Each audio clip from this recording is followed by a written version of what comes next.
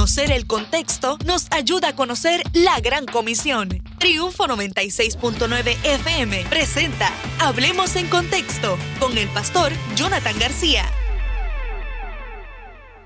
Bendiciones, buenos días a toda la radio audiencia y la gente que nos sigue a través de las redes sociales.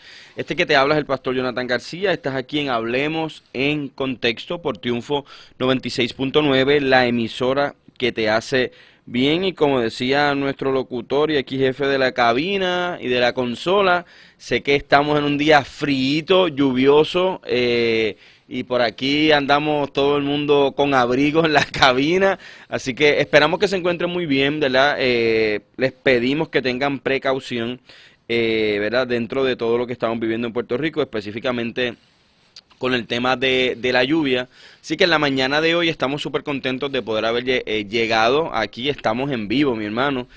Hablando de un tema importantísimo en el día de hoy, además de ser jueves, antes del viernes, ya está todo el mundo saboreando el fin de semana. Los que, ¿verdad? Los que pastoreamos los fines de semana a veces son más difíciles que los lunes y los martes, pero sabemos que muchas personas, ¿verdad? Ya por ahí se anticipa la Navidad, ya entramos en noviembre mañana.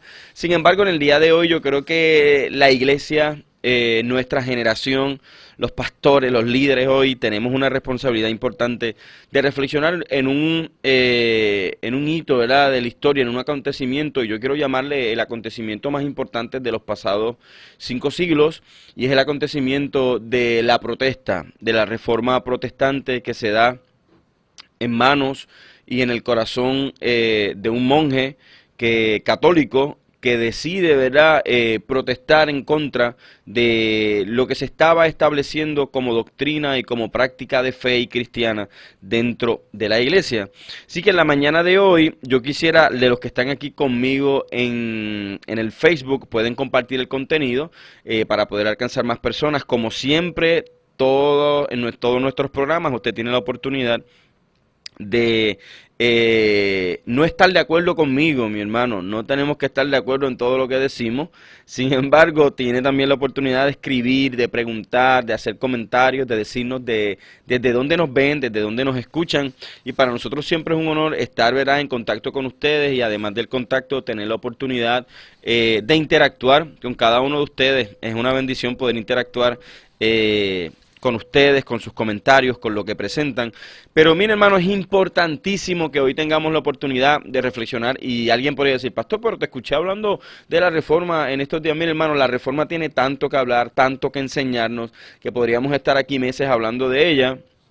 Sin embargo, en el día de hoy nosotros vamos a estar trabajando el tema de la reforma protestante y el pentecostalismo actual. Yo sé que me metí en camisa de 11 varas, es un tema complejo. No quiero presentarme como que tengo todas las respuestas aquí, solo soy ¿verdad?, como siempre digo en este programa, un estudiante, una persona que está en proceso de capacitarse, de aprender. Creo que la mejor manera de describir cómo me siento siempre es que estoy en formación y en aprendizaje. Y una de las cosas que nos puede ayudar a nosotros a reflexionar sobre la reforma es ver el impacto que tiene la reforma en la iglesia de hoy, que fue uno de los temas que toqué, pero también ver cómo nosotros, y estoy hablando del pentecostalismo porque soy un pastor pentecostal, y quiero hablar, ¿verdad?, en ese sentido, de que podamos reflexionar y darle continuidad y ver qué relación tiene la reforma protestante con nuestra iglesia, con nuestro pentecostalismo. Y voy, ¿verdad?, a hacer algunas menciones históricas. También voy a hacer una reflexión sobre el asunto de dónde estamos hoy y cómo ese impacto teológico, religioso, también tiene unas implicaciones en nuestra iglesia hoy, o en la manera de ver la reforma protestante. Así que nuevamente pueden conectarse con nosotros a través de Facebook Live, es por Triunfo 96.9, y a todos los que están en el tapón, especialmente los que vienen de Humacao, mis compatriotas y hermanos del área este, y los que vienen también a lo mejor del área norte hacia el área metro, pues le pedimos que tengan esa paciencia en los vehículos, así que espero que nos puedan estar escuchando y pueden escribirnos a través de aquí del Facebook Live y hacer los comentarios que ustedes entiendan sobre este tema. Cuando hablo de este tema del pentecostalismo, hace algunos meses había estado trabajando también aquí en el programa de radio el tema específicamente de la pentecostalidad, y este tema lo presenta el doctor Bernardo Campos, y para mí, ¿verdad?, siempre es una bendición poder leer autores pentecostales, escuchar también sus lo que presentan, lo que mencionan y las implicaciones de esto para la iglesia de hoy. Él tiene un libro que voy a estar utilizando bastante en esta mañana y se llama La Reforma Radical y las Raíces del Pentecostalismo. Esto es un libro muy cómodo de leer, un libro no tan grande, un libro bastante económico. El doctor Bernardo Campos es un pentecostal del área de Perú y trabaja mucho el tema histórico y también las implicaciones sociales del pentecostalismo. ¿Por qué me interesa mucho este tema? Hace algunos años en mi clase de pentecostalismo global, estando realizando mi maestría en el seminario, hice un trabajo específicamente sobre las implicaciones y la herencia del pentecostalismo en Puerto Rico en aspectos importantes, y mencioné tres: el aspecto religioso, el aspecto social y el aspecto político. Así que es importante nosotros también partir de la premisa que la reforma protestante de muchas maneras invade un campo que había sido utilizado, y eran señores los líderes, especialmente el Papa y algunos líderes políticos de aquella época. Y eso implica que en la época medieval habían muchos grupos que estaban excluidos del proceso político, del proceso religioso, y que la iglesia estaba también enajenada de las realidades de marginalización de la gente en la sociedad, que estaban muy cerca de los castillos, que estaban siendo muy beneficiados por los poderes políticos de aquella época, que eran los reyes, y se habían olvidado de su responsabilidad de estar con la gente. Y quiero hacer un paréntesis para poner una pregunta sobre la mesa.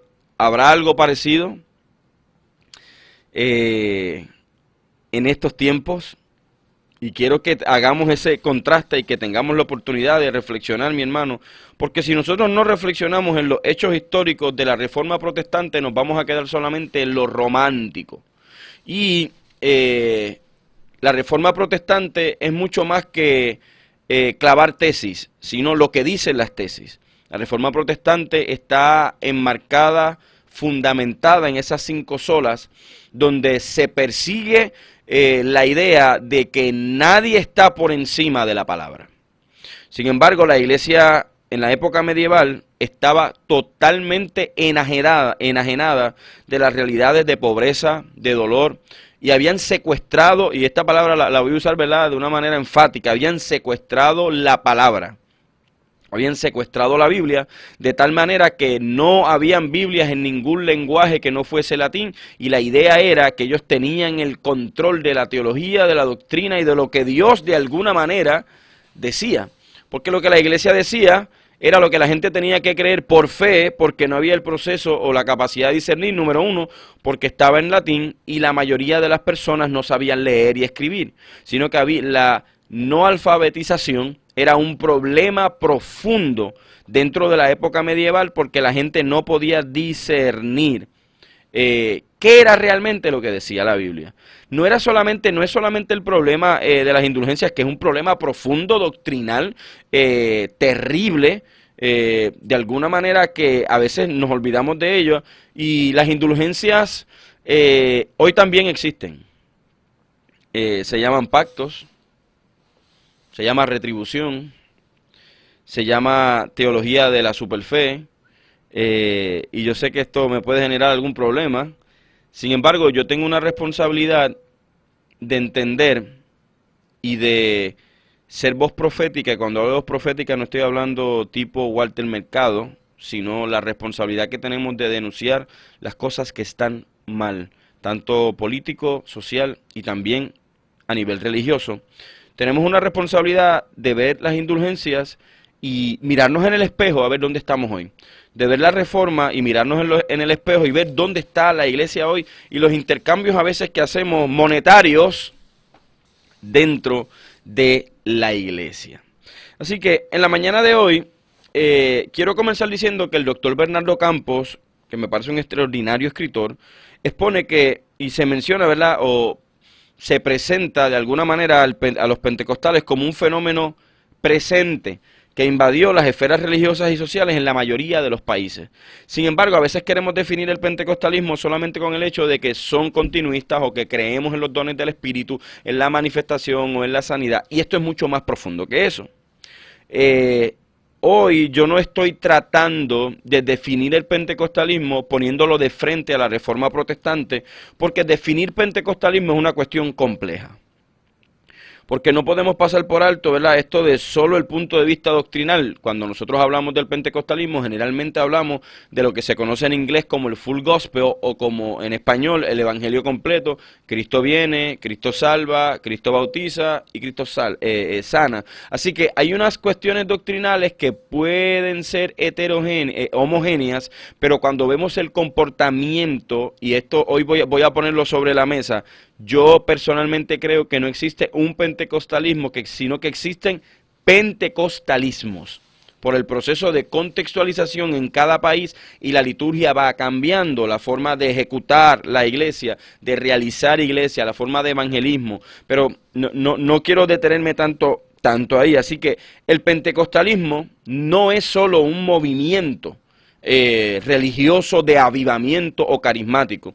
Y una de mis peleas en el seminario, cuando yo estaba allí, solamente mi esposa y yo, y habíamos unos cuantos más pentecostales, pero yo era muy vocal en este sentido, de que el pentecostalismo, ellos le llaman generalmente el movimiento del pentecostalismo, y yo creo que el pentecostalismo no es un movimiento, sino que es una iglesia. Y planteaba constantemente y defendía ese punto de vista, porque ya llevamos más de 100 años. Así que hoy yo quiero que nosotros tengamos la oportunidad de, como hermanos en la fe, y algunos pueden ser pentecostales, otros no hay ningún problema con eso, ver la relación y la continuidad entre la reforma y el pentecostalismo.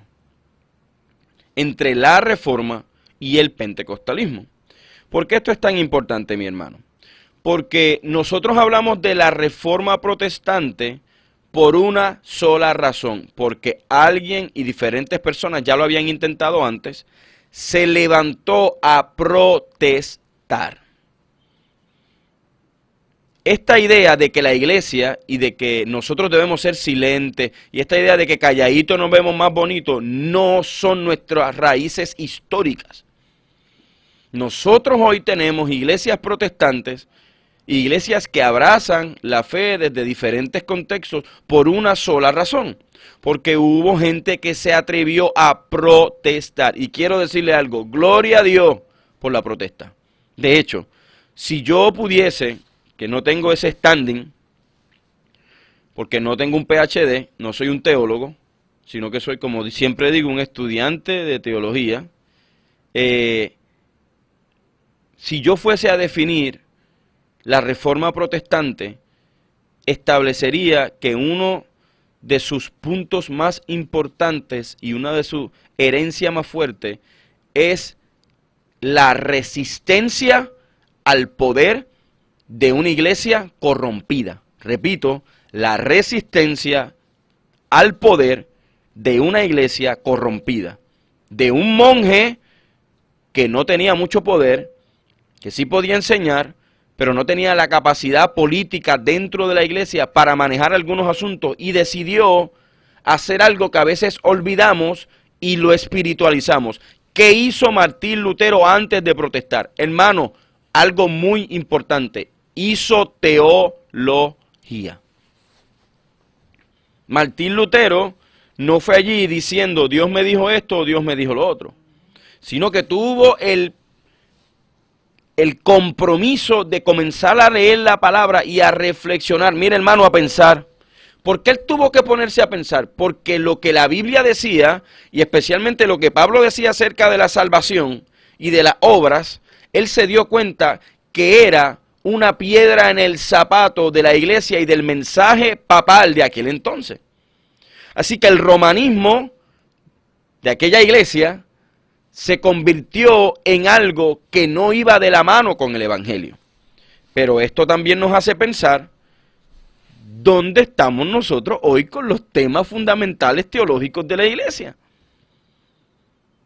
Se espiritualizan muchas cosas que no son espirituales sino teológicas.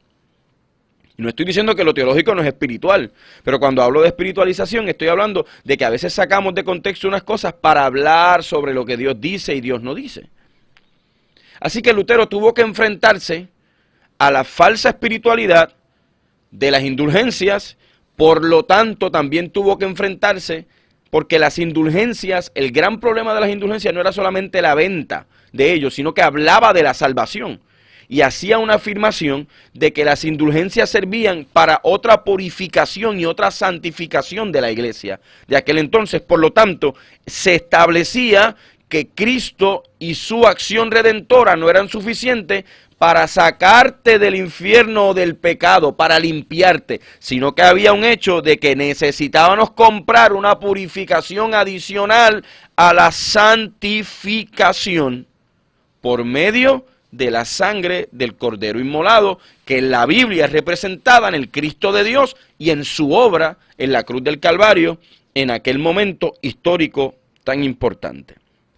Que quiero saludar a algunos hermanos que están por aquí, gracias a todos porque están conectados. A Pablo Romero, saludos Pablito. Pablo nos ve desde Paraguay, hace tantos años que no piso tierra paraguaya. Saludos también a mi hermana Xiomara Túrbides, que siempre está conectada con nosotros. También saludos a nuestra hermana Lourdes, Dios te bendiga mucho, gracias a ustedes, siempre por estar acá escuchándonos. También a nuestro hermano Edgar J. Millán, al pastor Edgar J. Millán desde allá, desde el área de Cataluña, España. Un abrazo para todos ustedes, mis queridos hermanos. Así que gracias por estar aquí, gracias por compartir el contenido. Qué bendición es poder contar con su audiencia aquí siempre con nosotros. Así que, viendo la relación y la continuidad, es importante que nosotros entendamos, ¿verdad?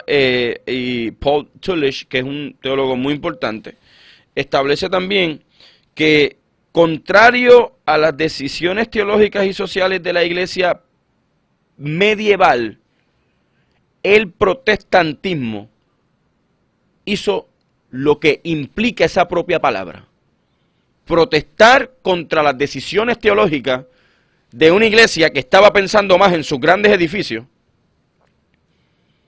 que en la gente. Que la iglesia tiene una responsabilidad no de construir grandes templos, sino de realizar el reino de Dios aquí en la tierra. Y esta pregunta la quiero poner sobre la mesa porque nosotros específicamente, Dios te bendiga Marisa, tesorera de nuestra iglesia, un abrazo Marisa, también allá a Fernando. Sé que algunos deben estar contentos, y voy a hacer un paréntesis en un tema tan importante, porque los Yankees perdieron ayer, pero les amamos como quiera a todos los que nos han enviado memes y todas esas cosas. Los amo como quiera a los jóvenes de mi iglesia que saben que su pastor es yanquista y está, ¿verdad?, como el día lluvioso. Así que nada, pero voy a cerrar ese paréntesis porque no quiero entrar en algunas lágrimas y unas cuestiones aquí y continuar, ¿verdad?, con lo serio, con lo sacro aquí en el tema de la reforma protestante. Un abrazo. Saludo al pastor también Jesús Santo, que está por ahí conectado con nosotros. Qué bendición tener a tanta gente hoy. Gracias por estar aquí. Así que la iglesia de aquel entonces estaba enfocada en lo material. Y quiero hacer hincapié en esto porque cuando la iglesia de la época medieval se enfocó en lo material, corrompió lo doctrinal. Y aquí es que la cosa se pone buena. Mire, mi querido hermano y hermana, la teología hace, saludos Pastor Jesús Santo, saludos Marangeli, sí pastor, saludos, un abrazo para usted. Cuando la iglesia se enfoca en lo material, lo doctrinal comienza a corromperse y empezamos a hacer doctrinas que afirmen lo que yo quiero, pero no lo que la Biblia dice.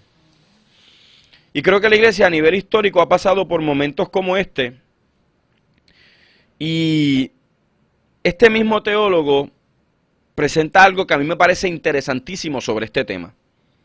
Y él dice, la contribución de la reforma o protestantismo al mundo en pasado y presente es el principio de la protesta profética.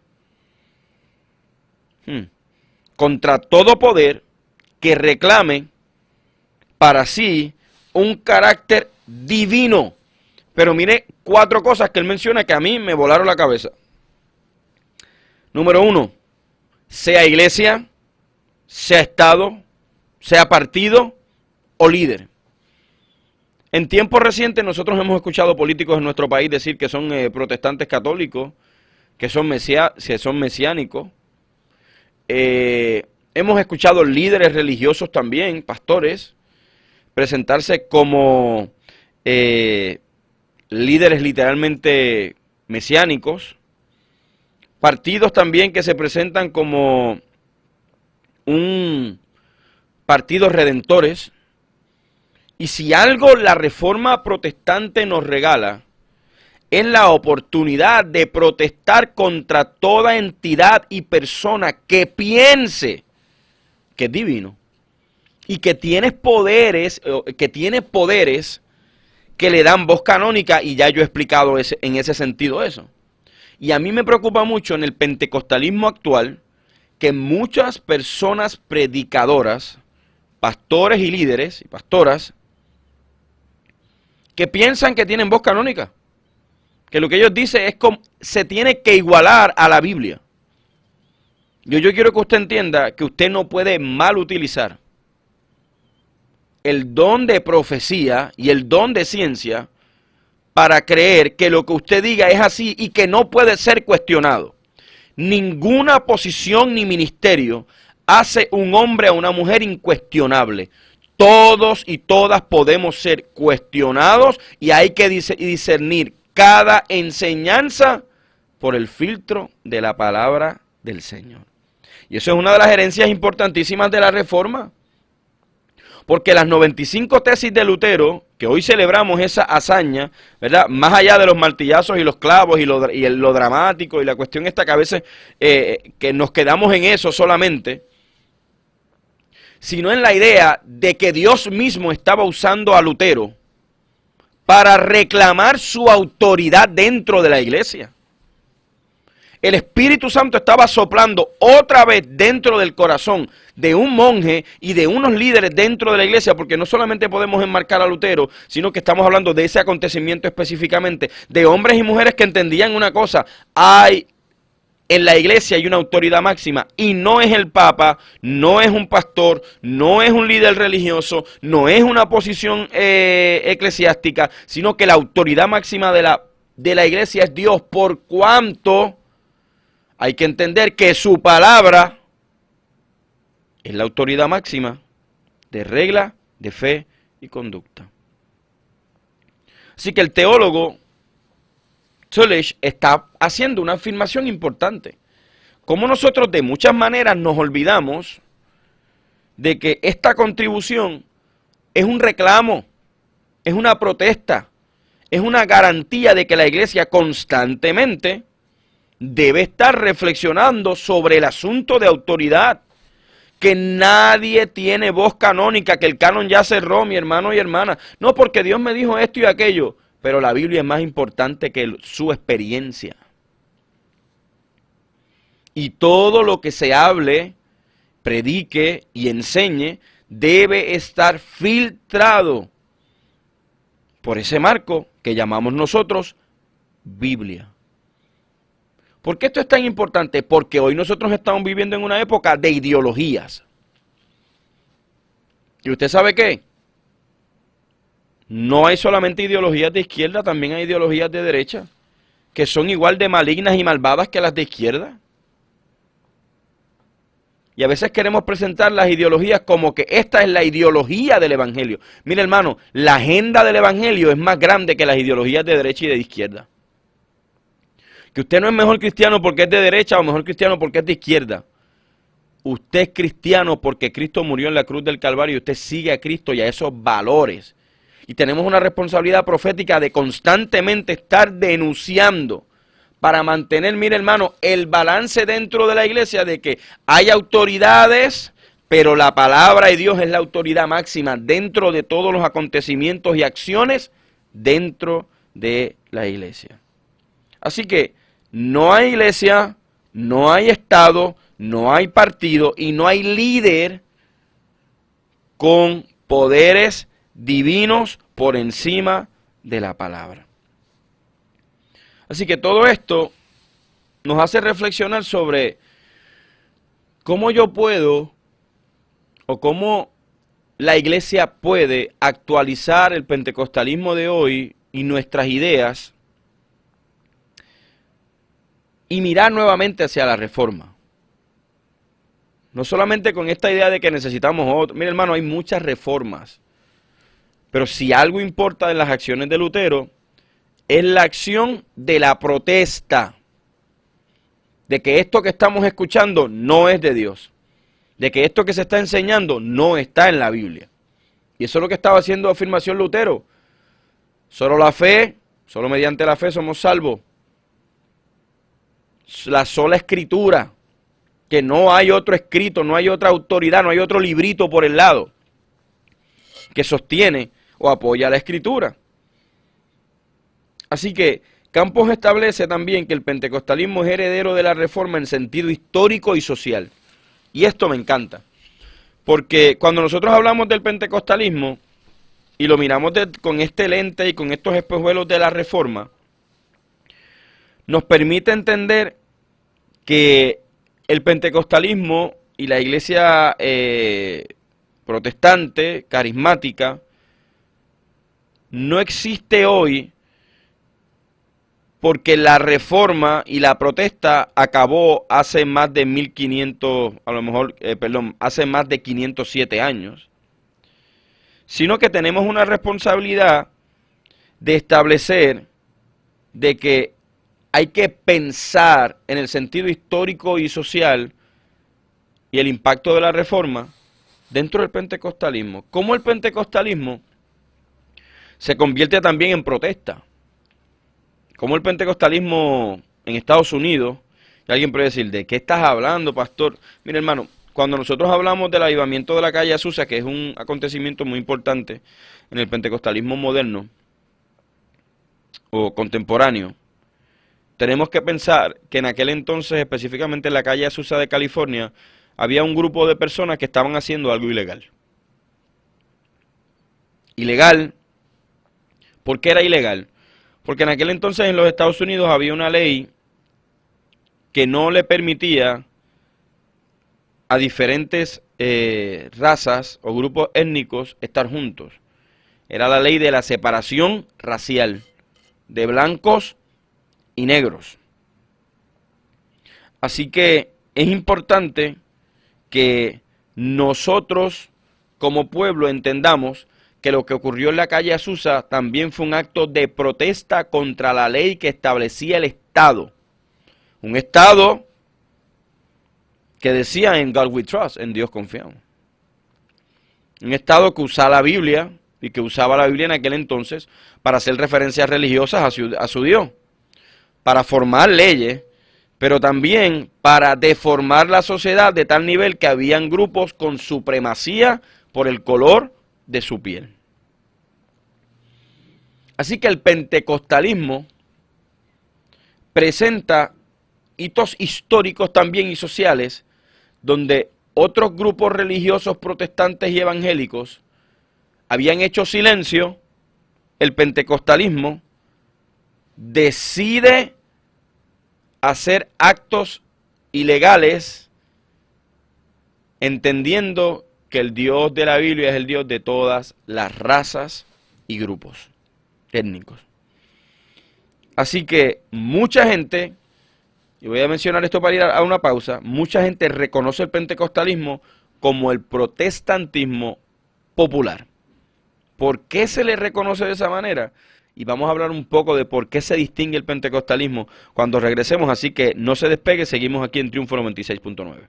Bendiciones, estamos aquí de vuelta a por Triunfo 96.9 en Hablemos en Contexto. Este que te habla es el pastor Jonathan García y estamos aquí en la mañana de hoy en un programa importantísimo porque estamos en este día 31 de octubre, ¿verdad? Mientras yo no tengo el tiempo para hablar de Halloween, así que para mí el tiempo debe usarse para hablar de la reforma protestante. Yo creo que debemos enfocarnos ahí, debemos como iglesia hacer una reflexión profunda sobre este asunto. ¿Y sabe por qué a veces diferentes tradiciones de fe y líderes no quieren hablar de la reforma protestante? Y esto que voy a decir va a sonar un poquito coloquial, ¿verdad? Pero es importante que lo establezcamos, porque nos baja del caballo de la superautoridad. En la reforma protestante, nosotros nos damos cuenta que todo líder tiene autoridad limitada y que la autoridad suprema está en Dios y en lo que dice la Biblia. Así que es importante mencionar en dónde me quedé antes de ir a la pausa.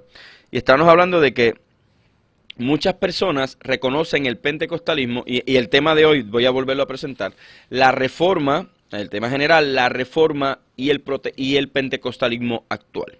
Así que cuando hablamos del pentecostalismo, muchos teólogos e historiadores de la iglesia, especialmente de expertos, ¿verdad?, que trabajan en el tema de movimientos religiosos, nuevos movimientos dentro del protestantismo, presentan el pentecostalismo como el protestantismo popular. ¿Por qué protestantismo popular?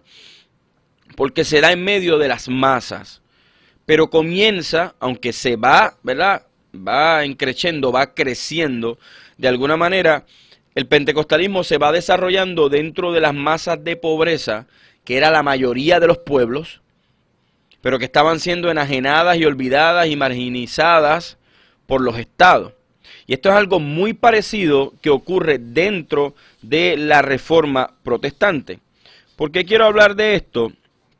Porque cuando nosotros hablamos específicamente de la reforma protestante, en la época medieval nos vamos a dar cuenta que había una idea de acceso limitado al evangelio. ¿Por qué acceso limitado al evangelio? Porque la reforma protestante se da en medio de un proceso social donde la iglesia de aquella época no era accesible, ni ponía la Biblia ni el evangelio, o no le daba acceso a la gente a estos principios tan importantes para conocer a Jesús a través, ¿verdad?, del evangelio. Sino que había un programa feudal, y el protestantismo a través de Lutero presenta también un proceso revolucionario, mi hermano, ¿verdad? ¿Por qué revolucionario? Porque impulsó una reforma que comenzó a mover el estatus del Estado y también a moverle el piso a los líderes de aquella época. Y quiero mencionar algo para mí muy importante, porque muchos historiadores también, especialmente los historiadores modernos, establecen que hay dos tipos de reforma, y ellos le llaman a una la reforma oficial o histórica y la reforma radical. La reforma oficial, que es la reforma que se da hace algunos 500 años, presenta ese acontecimiento histórico de la iglesia que tocó radicalmente la decadencia moral del romanismo de la iglesia católica de aquel entonces. Aquel problema, que hoy nosotros llamamos problema teológico, doctrinal, era un problema moral porque tocaba la fibra del amor al dinero. Y ese amor al dinero, por la venta de indulgencias, y esta palabra que voy a decir la voy a utilizar con mucho respeto, pero debo utilizarla para que se entienda, el invento de este espacio tipo limbo, ¿verdad?, para poder manipular a la gente con un mensaje de terror, de miedo, de que si tu familia muere, va a estar ahí en ese limbo. Entonces empieza a darle el poder, ¿verdad?, y esa capacidad de oprimir a las masas con el tema económico, utilizando el poder religioso y eclesiástico. Así que esa reforma oficial se da en medio de ese estado, ¿verdad?, donde el estado político y religioso iban de la mano, pero la reforma, es decir, la protesta, presenta una abolición del Estado cuasi religioso y también esa usurpación del Papa como un poder casi supremo y como vicario de Cristo, que ninguno de nosotros lo somos.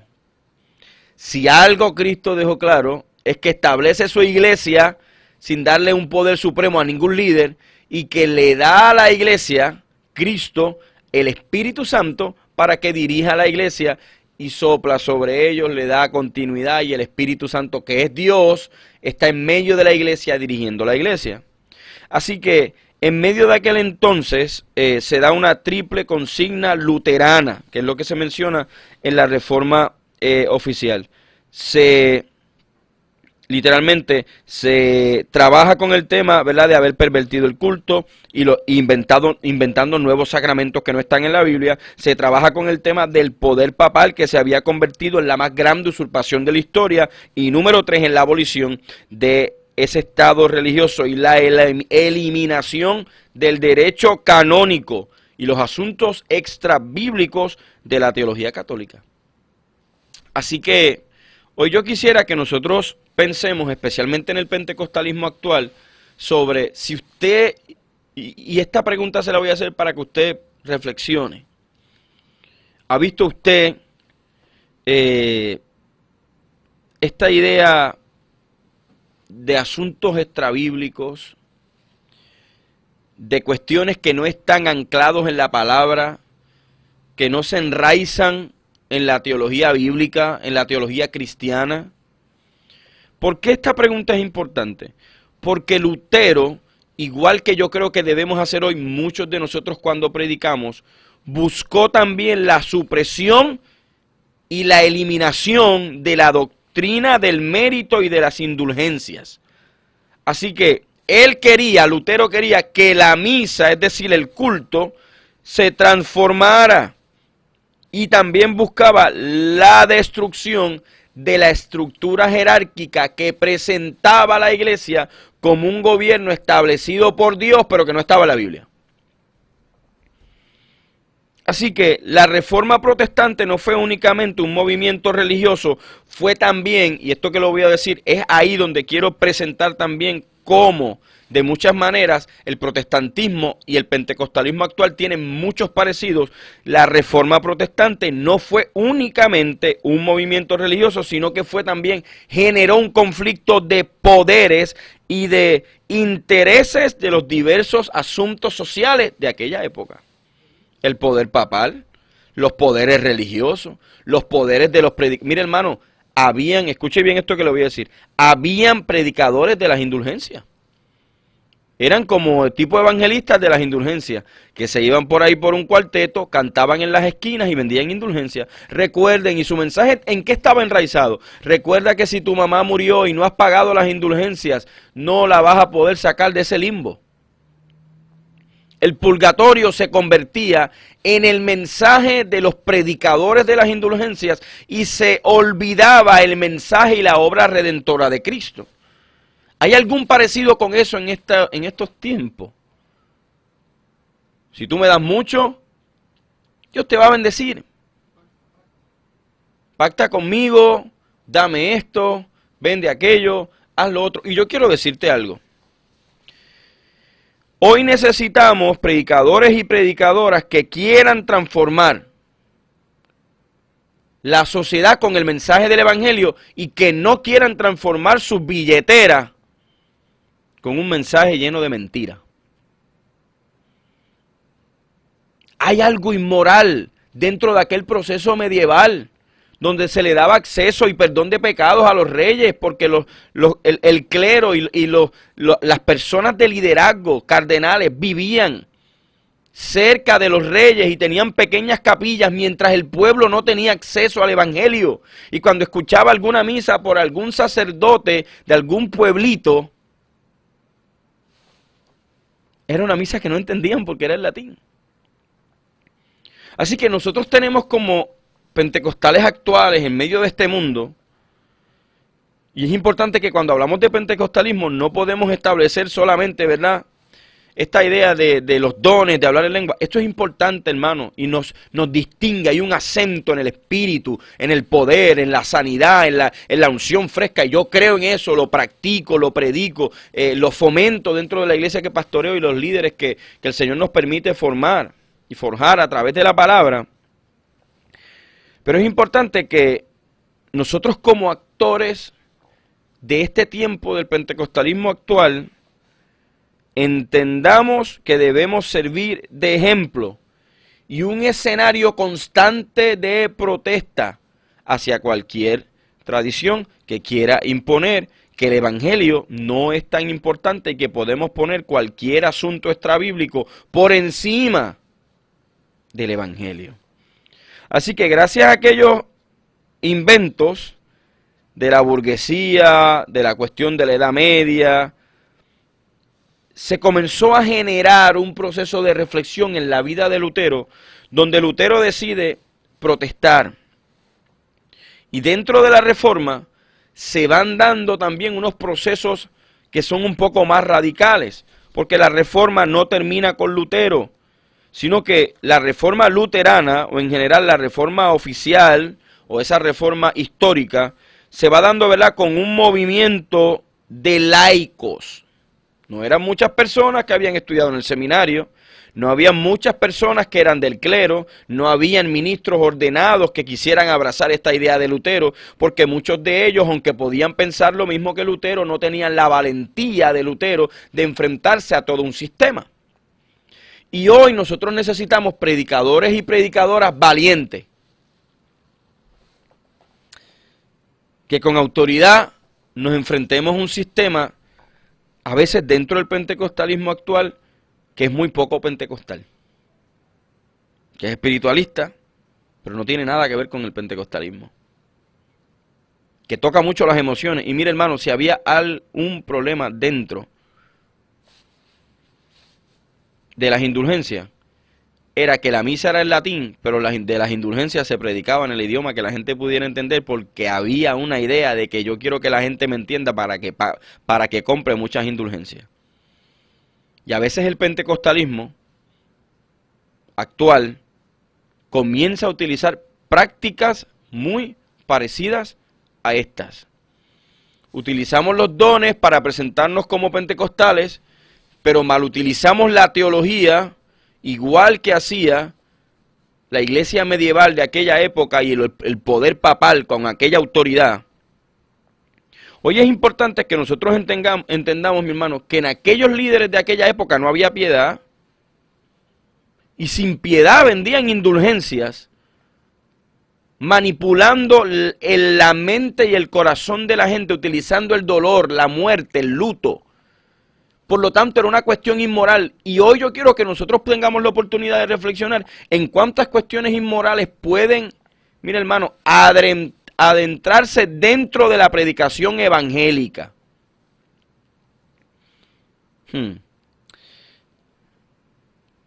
Nosotros tenemos una responsabilidad de mantenernos en esa protesta constante, en ese proceso de discernir constante, en ese proceso de reflexión constante. Y eso es a lo que se le llama una reforma radical. Y Bernardo Campos apunta a la reforma radical cuando habla de reformadores radicales, mucho más allá de Lutero y de Zwinglio, mucho más allá de Calvino, sino también que él va identificando en personas que se convirtieron también en protestantes dentro de la protesta. Y muchos de estos movimientos de reforma fueron sangrientas, hubieron guerra, hubieron protestas políticas dentro de Alemania, dentro de Suiza. O sea, la reforma no se detiene con el hecho de las tesis y ese romanticismo que se le pone a eso de clavar las tesis en Wittenberg. No, hermano. Es importante que nosotros tengamos la oportunidad de leer y ver los sermones de aquella gente. En aquel entonces también, en el 1540, se levanta un grupo llamado los anabaptistas, y también se levanta un grupo que rechaza la violencia llamado los menonitas, 1540. Y esto es lo que se le llama también la protesta o la reforma radical de grupos que apuntaban a la paz, pero también eran grupos que venían de comunidades marginadas que tampoco tenían acceso a la nueva iglesia protestante ni evangélica, ni tenían espacios ahí. Y que las prácticas espirituales eran rechazadas por aquella iglesia que un día dijo y por aquellos protestantes que un día habían dicho, no, hay libertad de conciencia, hay que ir a la palabra. Pero cuando estos grupos anabaptistas y menonitas se levantaron diciendo, oye, el Espíritu Santo también sigue obrando hoy. Hubo un grupo de aquellos reformados y aquella nueva iglesia reformada protestante evangélica que se opusieron. Y yo tengo una profesora que nos decía mucho, que creo que nos está viendo, la doctora Leslie, que el colonizado coloniza. Y a veces el oprimido oprime. Y nosotros tenemos que tener mucho cuidado de que el mensaje del evangelio, del pentecostalismo actual, nunca se convierta en un proceso de opresión para que la gente haga lo que yo quiero o lo que yo digo. Así que ese proceso de suprimir también a los grupos anabaptistas y menonitas no pueden salir de nuestro radar histórico. Tenemos que hacer una reflexión histórica de cómo la reforma siguió constantemente reformando grupos y dándole voz, agencia a grupos que estaban fuera del radar, pero que eran igual de amantes de la palabra, creyentes del Señor. Con esto yo no estoy diciendo que todo lo que hacían los anabaptistas estaba correcto. Yo no estoy diciendo que lo que hacían los menonitas estaba correcto. Yo no en todo, porque tampoco la Iglesia Católica y tampoco los grupos reformados fueron perfectos. No hay ninguna tradición de fe perfecta. Pero debe de haber un proceso donde el pentecostalismo actual regrese a ver la responsabilidad doctrinal, bíblica, teológica, histórica, social y política que tenemos. Y uno de los puntos más importantes que el pentecostalismo actual no debe olvidarse, además de la predicación doctrinal. Somos milenialistas, hermanos, estamos claros del pentecostalismo, no hay problema con eso. Pero el problema es que no nos podemos olvidar que a nosotros se nos llamó y se nos llama el protestantismo popular. Que no nos olvidemos de las comunidades marginadas y pobres, que no nos olvidemos de quién abrazó nuestra predicación, que no nos olvidemos de la gente que abrazó la fe. Mire, mi hermano, es que la gente, mire, yo estoy aquí hablando de un tema serio y el gerente de la radio me trae aquí una imagen que dice Yankees, RIP.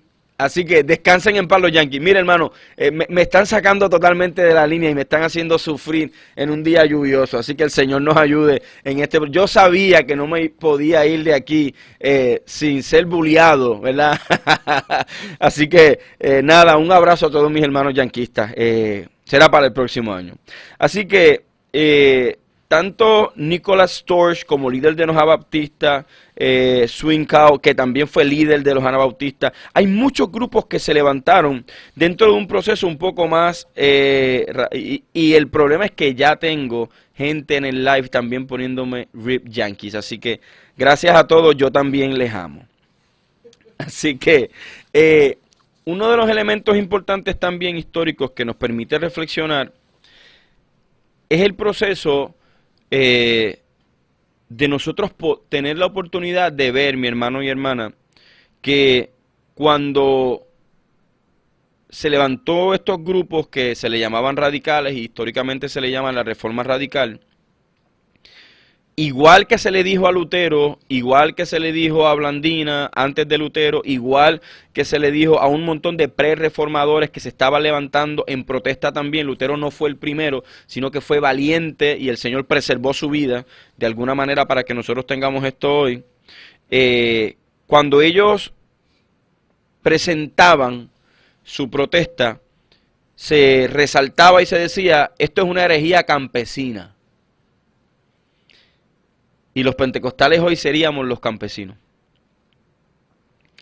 El pentecostalismo sería el grupo de los pobres, de los pobres, de los pobres. De los que no tenían esa educación formal, teológica. pero que habían entendido el Evangelio y que la salvación no solo nos impulsa hacia el cielo, sino que nos impulsa hacia el lado. Que la salvación no es un escape, como algunos pretenden presentar, y que la sangre de Cristo y el sacrificio está disponible para todos y todas y no solamente para un grupo de elegidos. Que el cielo no es solamente para los que se piensen elegidos, sino que tenemos la oportunidad, que por ahí hoy pueden llamarle herejía, de todos arrepentirnos después que hayamos sido llamados por aquel que murió en la cruz del Calvario. Así que hoy, lo que ayer parecía, ¿verdad?, contradictorio de herejías y otros temas que se le minimizaban como herejías campesinas, y se notaba, ¿verdad?, y se hacía ese hincapié de que ningún grupo campesino tenía la oportunidad de predicar o enseñar. Hoy tengamos esa misma sensibilidad y no cometamos los mismos errores históricos que se dieron en la Reforma y que se dieron luego en la Reforma Radical con los grupos pobres y los grupos que querían servir al Señor y tenían prácticas espirituales también que querían decir que el Espíritu Santo seguía actuando dentro de la iglesia. Así que hay mucho en qué pensar, hay mucho en qué reflexionar. Así que en ese sentido quiero darle las gracias a todos mis hermanos y hermanas que estuvieron en el día de hoy aquí en Triunfo 96.9. Quiero también dejarles saber que nos pueden encontrar a través de las redes sociales, Jonathan García Rodríguez, X, Instagram, Facebook. Así que pueden encontrarnos por ahí en YouTube también, nuestro canal. Pueden encontrar nuestra iglesia, la iglesia que pastoreamos, Iglesia Rivieras de Cupey, en todas las redes sociales también, Iglesia Rivieras de Cupey. Por otra parte, también pueden encontrar la agencia misionera que dirigimos, Aliento a las Naciones, que el próximo